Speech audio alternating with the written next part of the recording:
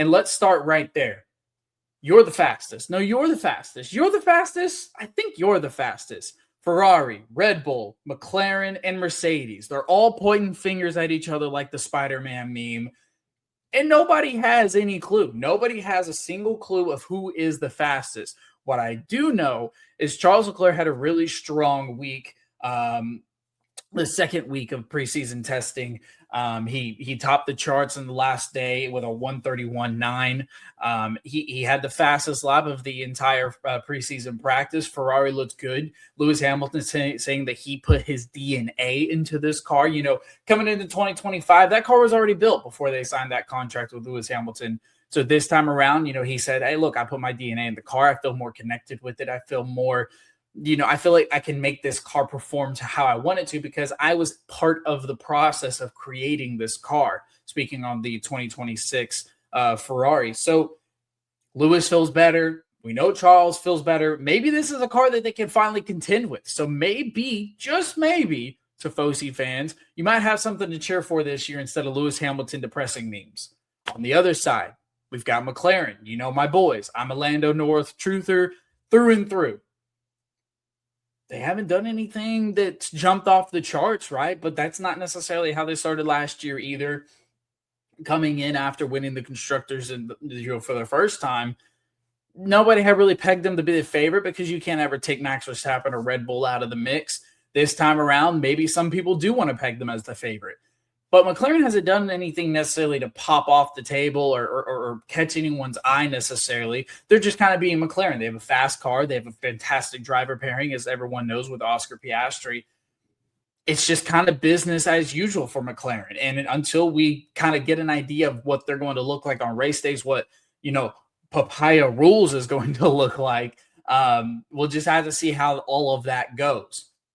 For Mercedes. Now, this is the team, in my opinion, of the top four, because that's really what we're talking about here is the top four. Mercedes is the one that we really need to keep our eye on. And I know somewhere Tristan Ryans is he's smiling real big right now because of his boy Kimi Antonelli, but George Russell is the one that gets lost in the whole mix of this. George Russell, he looked really good in preseason week number 2. He topped the charts on day 1 of week 2. So George is looking really good. He's looking comfortable, and he performed really well last year. And after a lot of criticism that he's had from being driver number 2 behind Lewis for so long that he was going to maintain that driver number 2 status, now he gets that contract extension, and now it really does look like George Russell is performing like the number 1 driver that he is. So I think Mercedes, and might I note that we've talked about this before in previous podcasts and previous episodes of this season, that power unit, that Mercedes power unit looks good. They look strong. They look like they've really nailed the 2026 regulations.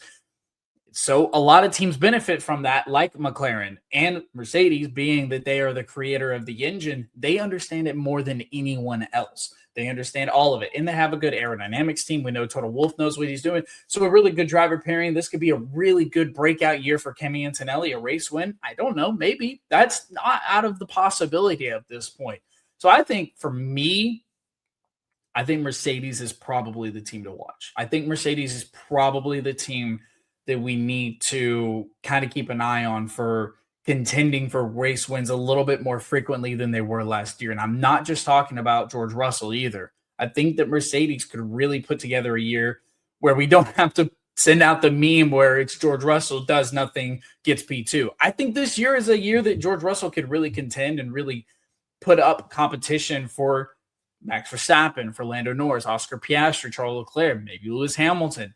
Those are the kind of names that will be, you know, in discussion for finishing with race wins. And I think that George Russell is going to be among those rather than just P2 conversations. Will he get a podium? And then the last team, last but not least, Max Verstappen and the Fighting Red Bulls, right? First year for Isaac Hadjar under the new Red Bull system. Can he break the Red Bull curse? That is what we have to find out. We know what we're going to get from Max Verstappen.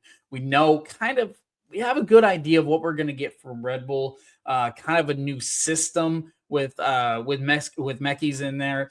But overall, Max Verstappen is going to continue to be a stud. We know what that car is going to look like at times we've said that Max Verstappen has a lawnmower. We have definitely said that, but we've also seen what he can do with said lawnmower. I think Red Bull, I think they have a better idea than we're giving them credit for with what they've done with this 2026 car. You know, just a little bit of a recap for the TLPs they may not have already known, but Red Bull have coming into this year with their new Ford partnership. So now their power unit is going to be ran by Ford.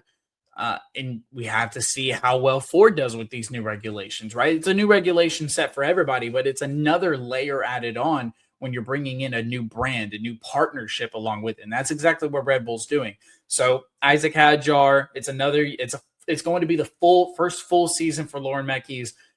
It's going to be a big year for Max Verstappen fans, because if this year doesn't go as planned for Red Bull, he could be gone. He could be out of there. He could be signing a contract to, well, there's a lot of teams out there that we can talk about, but we'll get to that another time. I just think Red Bull is a team that could have possibly figured out this 2026 regulation just like the others, but I feel like they're not getting talked about enough because we've done so much of it's Max Verstappen and the Fighting Red Bulls. It's Max Verstappen and the lawnmower. It's Max Verstappen and this and that and the other. But I think that Isaac Hadjar, I'm not putting any numbers out there, but I think Isaac Hadjar will have a good year against alongside Max Verstappen.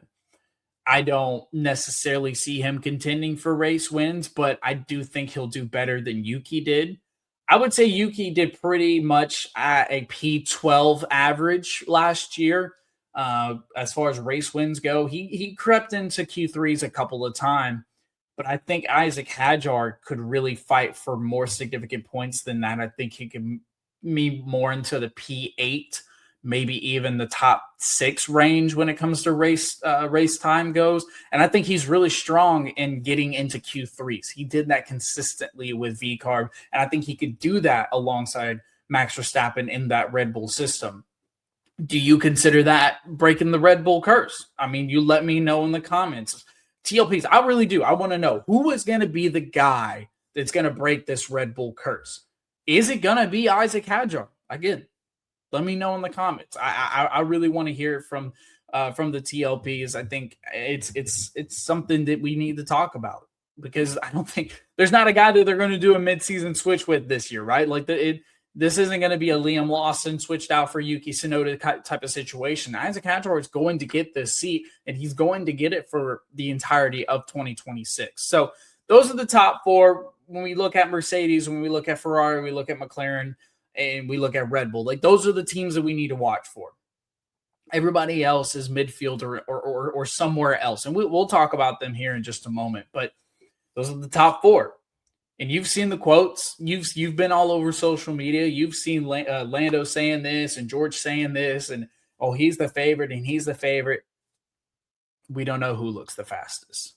Because when you look over here and you look at all the different times that these guys are posting up in preseason testing, take it for whatever it is.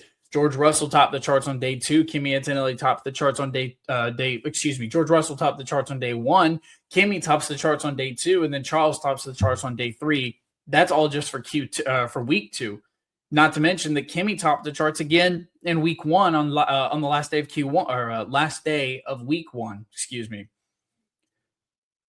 Again, I think we need to pay a little bit more attention to Mercedes this time around, other than just being a sneak in to P2 situation. So again, TLPs, let me know down in the comments what you think about the top 4. If you think that it's a different top 4, if you think that I'm wrong and you think it's not Mercedes, McLaren, Red Bull, and Ferrari, if you think that there is someone else in that mix that I'm not talking about, maybe they drive Williams blue, let me know. Let me know in the comments, and I'll definitely be able to respond, and I'll get with you.